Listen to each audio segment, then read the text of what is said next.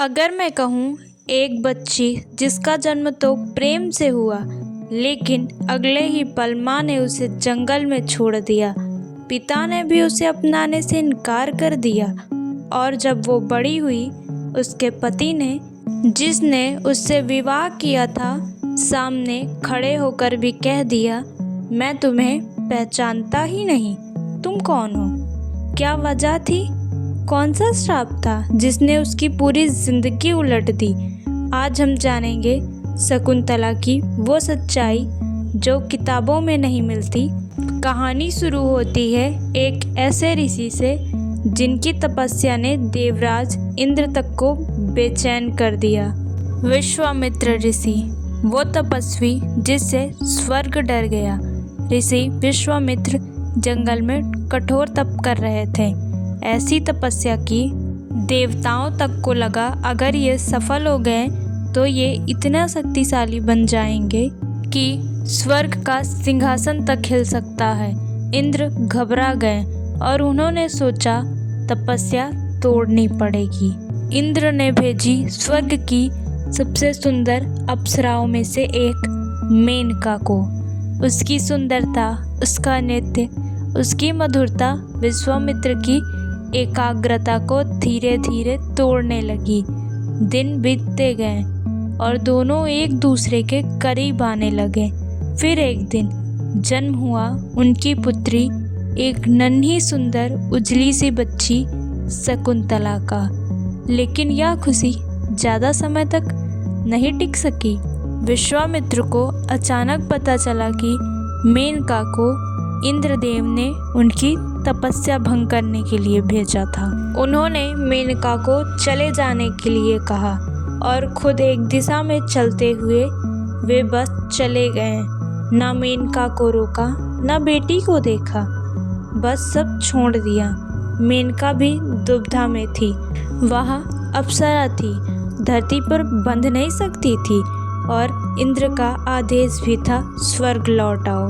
वह भी अपनी नन्ही बच्ची को जंगल में छोड़कर चली गई। शकुंतला को रोते हुए पाया ऋषि कण्व ने। उन्होंने उसे उठाया, अपनी पुत्री बनाया, आश्रय दिया, स्नेह दिया और वह बड़ी हुई।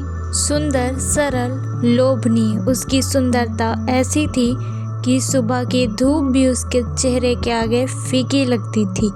एक दिन राजा दुष्यंत शिकार करते करते आश्रम पहुँचे।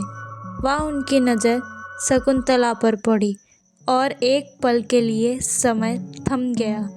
उसकी विनम्रता, उसकी सरलता, उसकी आध्यात्मिक आभा सबने राजा को मंत्र मुग्ध कर दिया। दोनों में प्रेम हुआ, गंधर्व विवाह हुआ, जो भावनाओं और सहमति पर आधारित विवाह होता है। दुष्यंत ने कहा, कुछ कर्तव्य है राज्य के, मैं लौट कर आता हूँ, तुम्हें अपनी रानी बनाकर ले जाऊँगा। लेकिन अब कहानी में आता है वो मोड़ जिसने उसके जीवन को तोड़ दिया।